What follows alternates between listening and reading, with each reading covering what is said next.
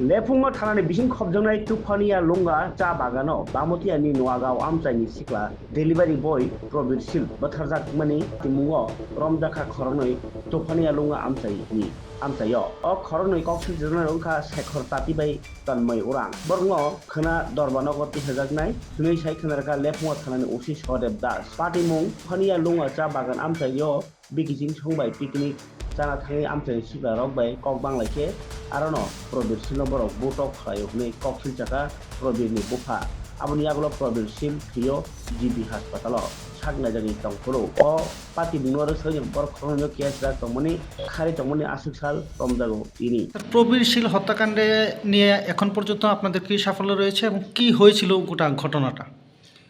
গত 24/12/2025 রাত্র আনুমানিক 8টা থেকে 8:30 হবে যে মারা যায় প্রবীর শীল, তার বাবা একটি অভিযোগ করে যে প্রবীর শীলকে নাকি মারধর করেছে এবং পরবর্তীকালে তারা তালতলা হসপিটালে নিয়ে যায় এবং তালতলা হসপিটাল থেকে জিবি হসপিটালে রেফার করে।